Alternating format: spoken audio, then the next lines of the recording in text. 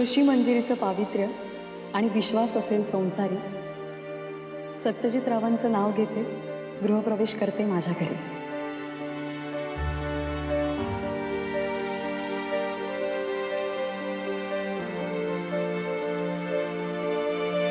मी आई होणार आहे आणि तुम्ही बाबा.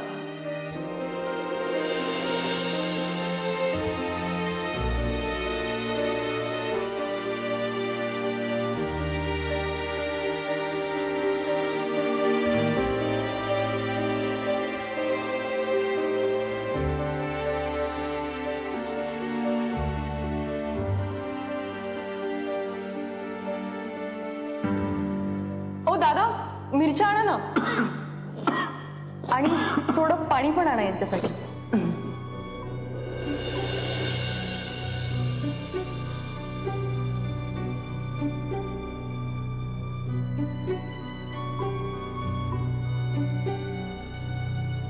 नको एवढी काळजी करूस. अशा गोष्टी ठरवून होत नाही आई, होतात. मंजिरीला माझी आठवण येत असेल का ग?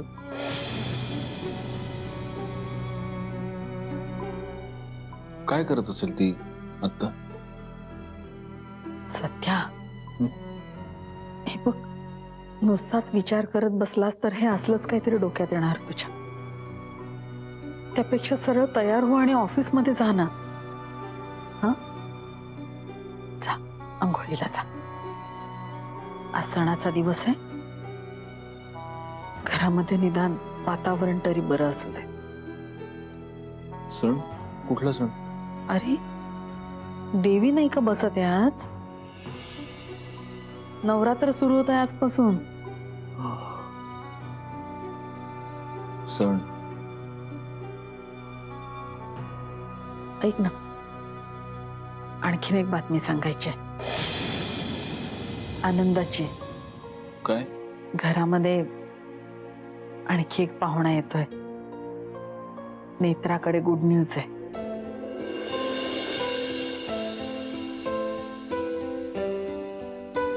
गौरांग बाबा होणार आहे आणि तू काका.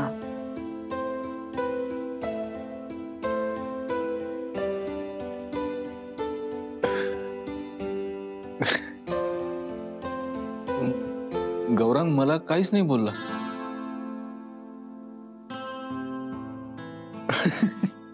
माय गॉड गौरांग, चांगलंय चांगलंय. सणाच्या दिवशी खूप चांगली बातमी दिलीस. मी आलो, मी गौरांगला भेटून आलो.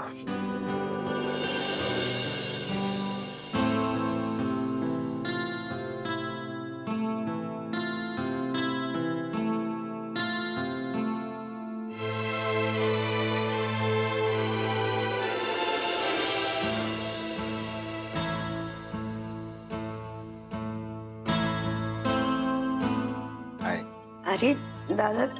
अगं बस बस, उठू नकोस. मी फक्त तुमचं अभिनंदन करायला आलोय. मला आत्ताच आईने सांगितलं, खूप गोड बातमी दिलीस मित्र. कॉंग्रॅच्युलेशन्स. थँक्यू. अगं आणि गौरांग कुठे आहे? दिसलाच नाही तो मला सकाळपासून. गौरांग ना, हा गौरांग ऍक्च्युली एका केटरिंगच्या ऑर्डरसाठी बाहेर गेलाय. सकाळी लवकरच गेलाय, काम वाढलंय आता त्याचं, त्यामुळे. चांगलंय चांगलंय, काम वाढतंय आणि आता येणाऱ्या बाळाच्या पायगुणानं आणखीन काम वाढेल. पण त्याने तुझी काळजी घ्यायला हवी. दादा, गौरांग खूप काळजी घेतो माझी. मी करेनच फोन त्याला. आय एम सॉरी, मी खरं तर उशिरा अभिनंदन करतोय तुम्हा दोघांचं. पण दादा असं काय बोलताय? या सगळ्या परिस्थितीत तुम्ही स्वतः येऊन बोलताय माझ्याशी, हेच खूप आहे. वेडी आहेस का नेत्रा? अगं माझ्या लहान बहिणीसारखी आहेस तू. आणि एक आता आनंदाची गोष्ट अशी की शुभ्रा बरोबर खेळायला तिच्याच वयाचं कोणतरी येणार आहे लवकरच, एक भावंड. तसा गौरांग आहेच, पण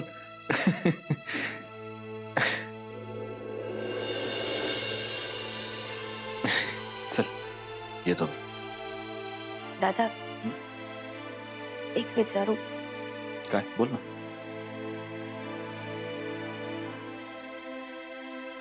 शुभ्रा येईल ना घरी परत?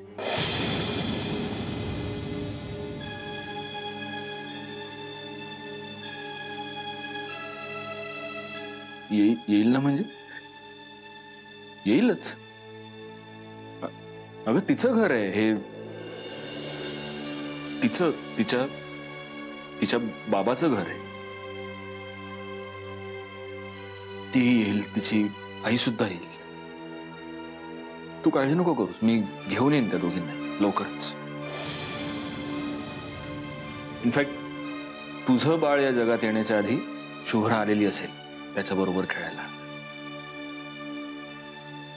मग तू बघ ते दोघं कसं घरभर धिंगाणा घालतील. आपले आवरता आवरता नाकी नऊ येणार आहेत आपल्या. चलो आज घटस्थापना आहे, पाया पडून घे, नंतर येऊ. बाय.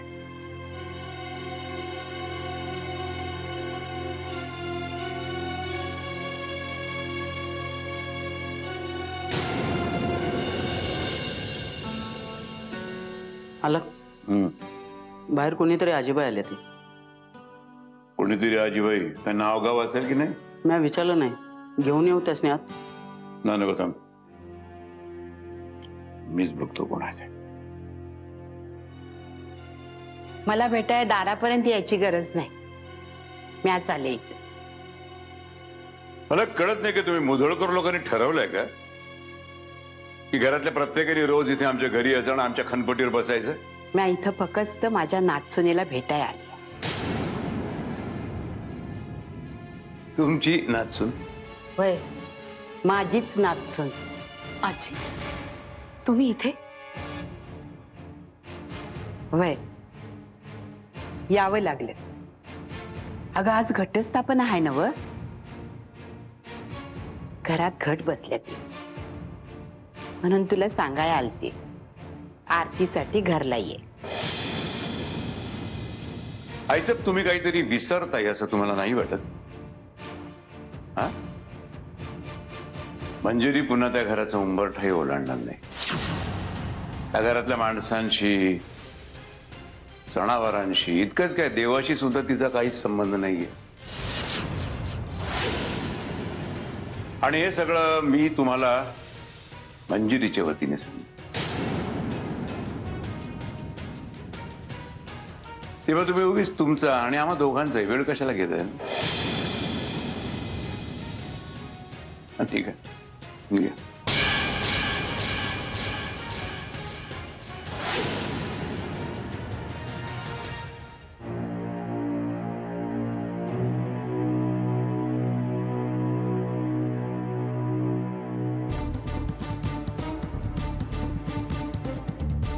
ये पोरी लिव. सही कर तुझी. म्हणजे मला कळलं नाही आजी. सही येते ना तुला? तीच सही करीत. मला बघायचं आहे तू सही कशी करतेस.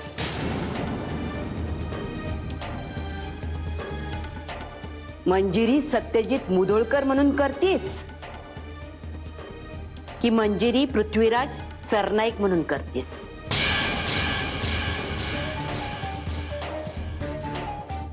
मंजिरी सत्यजित मुधोळकर म्हणूनच करतेस नव?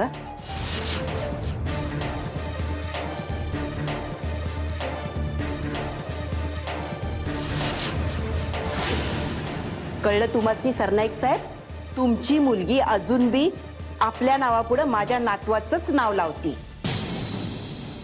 दुसऱ्या कुणाचं नाही. तेव्हा मुधोळकरांचे देव तेच मंजिरीचे देव. म्या मंजिरीला देवकार्याला बोलावण्यासाठी आली आहे. उगा मला आडकाठी करू नका.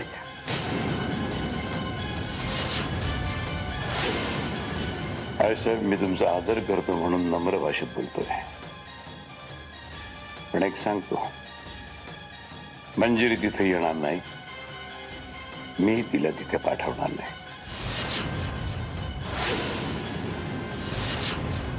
दैव लिहिण्याचं काम देवानं सौताकडे शाबूत ठेवलंय.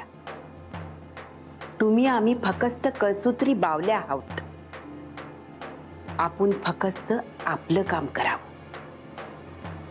उगा त्याचं काम करायला जाऊ नये.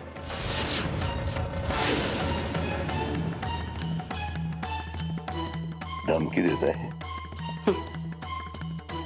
मी अडाणीबाई काय हो धमकी देणार तुम्हासनी? माझा सल्ला समजा आणि सोडून द्या. आई साहेब, तुमचं बोलणं मी चॅलेंज म्हणून घेतोय. कोणाच्या जोरावर कोणाचा बंधारा फुटतो ते बघूच ना.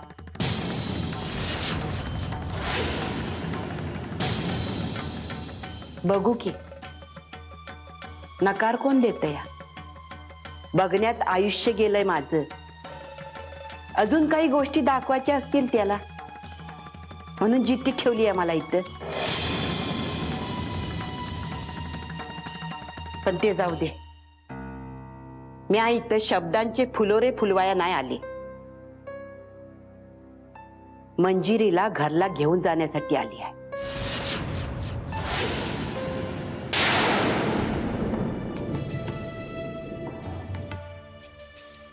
मंजिरी, देव तुझी वाट बघतोय. येऊन जा.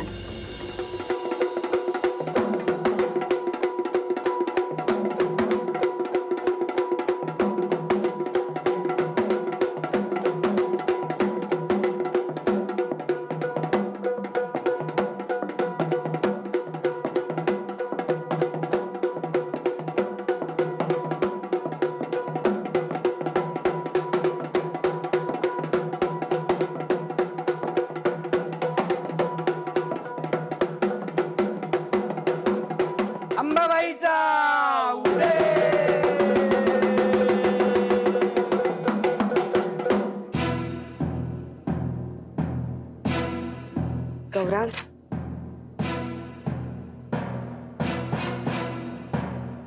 टेस्टचे रिपोर्ट्स आहेत. तू मला टेस्ट करायला सांगितली होतीस ना? गौरांग, बघ तरी रिपोर्ट्स. नेत्रा, मी तुला रिपोर्ट्स मागितले आणि ते तू दिलेस. आता ते बघायचे का ठेवायचे हा माझा प्रश्न आहे.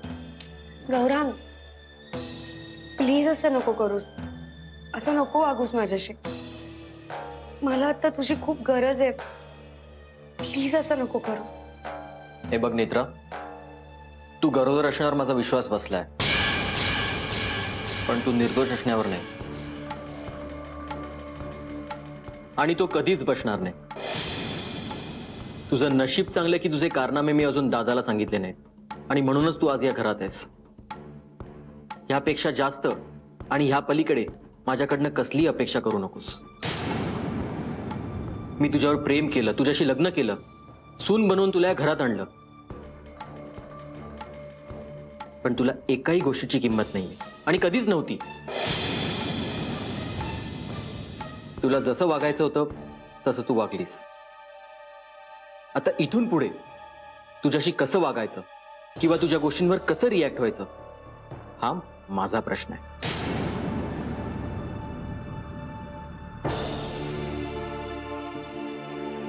गौरांग,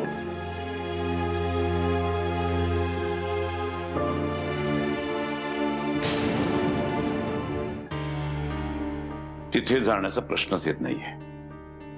तो विषय संपलाय. त्यामुळे तुला कोण इथं बोलवलं येतं ना, हा विषय महत्वाचा नाहीये. पण मला जायचंय बाबा. का? आता कशासाठी जायचं तुला? अगं, एकदा सगळे संबंध तोडून तू इकडे आलीस ना, मग आता तिथे परत कशासाठी जायचं तुला? तुला वेळ लागला का मंजिरी? अगं, तुला कसं कळत नाही? हा सगळं त्या माणसाचा प्लॅन आहे. त्याने त्याच्या आजीला का पाठवलं माहितीये? कारण त्याला माहिती होतं की तू कोणाशी नाही तरी त्यांच्याशी नक्कीच बोलशील म्हणून. तसं नाहीये बाबा. तसंच आहे, अगदी तसंच आहे. अगं, कारण सुद्धा साधं सोपं आहे. तू फक्त समजून घेण्याचा प्रयत्न कर म्हणजे. हे बघ, तू जसं म्हणालीस ना की त्या माणसाच्या बाहेर खेळलीपणाचं तुला ज्या दिवशी कळलं त्याच दिवशी आईसाहेबांना सुद्धा कळलं, बरोबर? म्हणूनच तू त्यांना काही दोषी धरत नाहीयेस हे त्याला बरोबर माहितीये.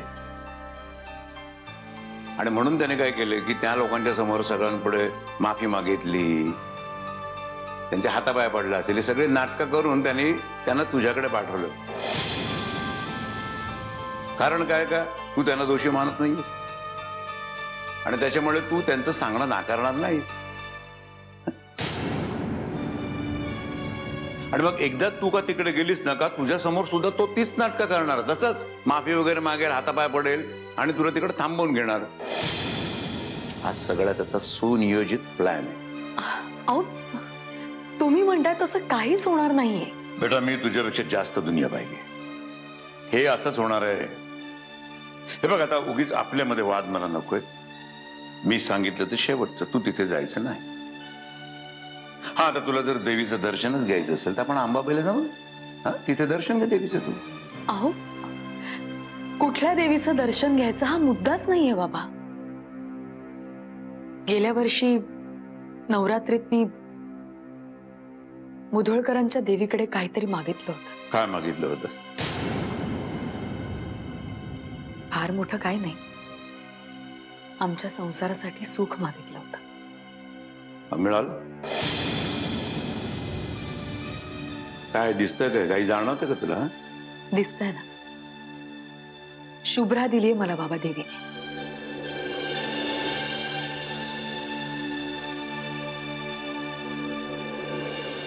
मला जरा काळजी वाटत होती.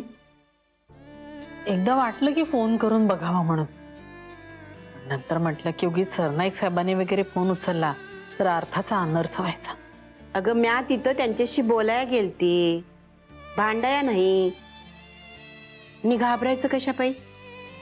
भीती वाटणारच ना सासूबाई.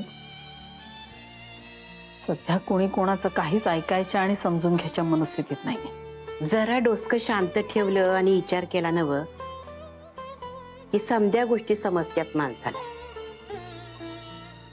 माझी खात्री आहे मंजिरी आणि सरनाईक साहेब दोघांना बी एक ना एक दिवस समध्या गोष्टी समजतीलच बघ. माझी पण देवीकडे हीच प्रार्थना आहे. सासूबाई, मंजिरी काय म्हणाली? येणार आहे कधी? मला तर वाटलं होतं तुम्ही तिला सोबतच घेऊन या. अगं खुळी आहेस का तू? ती माझ्या संग कशी येईल? आता मी तिथं गेले आणि तिच्या कानावर समज घातलंय. येईल ती. आता ती अगोदर शुभ्राची तयारी करेल, नंतर सरनाईक साहेबांची समजूत बी काढायला लागल तिला. त्याच्यासाठी येळ लागणार का नाही? मग पण माझी खात्री आहे नक्की येईल बघ. तुम्हाला वाटतंय ना, मग तसंच होऊ दे. पण तुम्ही तिथं गेल्यावर सरनाईक साहेब तुम्हाला काही बोलले नाहीत ना? मग केवढे बोलले मला, केवढा आदर सत्कार केला माझा. अगो पायघड्या घातल्या माझ्यासाठी. चेष्टा करताय ना माझी? अगं हक्क आहे माझा त्यो. कठीण प्रसंगात मस्करी केली की ताण हलका होतोय बघ. मी तिथं गेली आणि मला सरनाईक साहेबांनी जे काही सांगायचं होतं ते समजा सांगितलं.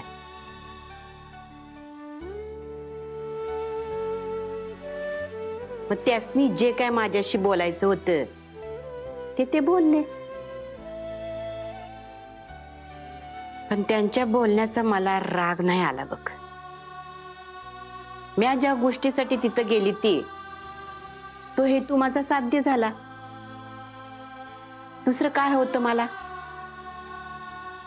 मी जे काय सांगायला गेले ते मी माझ्या नाचसुनेला सांगितलं.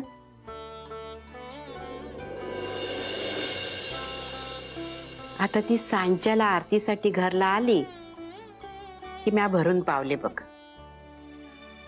आणि माझी खात्री आहे आई अंबे तिला नक्की घरला घेऊन येणार बघ.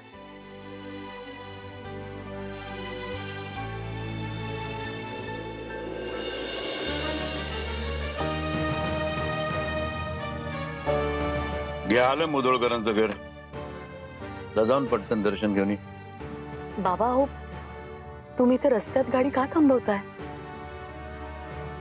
आतमध्ये घ्या ना, कंपाऊंड मध्ये. छे छे, माझी बिलकुल इच्छा सुद्धा नाही येते गेट मधनं आत जायची. जर तू जाऊन, मी थांबतो इथे. अहो पण इथे हे बघ, मी तुला 15 मिनिटांनी फोन करीन तर तू तुझं सगळं आटपणे मग बाहेर ये. बाबा हो, 15 मिनिटात नाही आटोपणार, कारण आरती असेल ना. मी तुला 15 मिनिटांनी फोन करेन, त्यानंतर मग कसं काय असेल तसं मला सांग ना, मग बघू. हे सगळं ठीक आहे, पण इथे तुम्ही थांबणं असं बरं नाही दिसत बाबा. बेटा, तुझा बाप म्हणून एवढं करायला काहीच हरकत नाही माझी. कळलं का? त्याच्यामध्ये मला काहीही कमीपणा वाटत नाही बेटा. तर खरंच जाऊन मी ऐकलं. बरं, आलेच मी.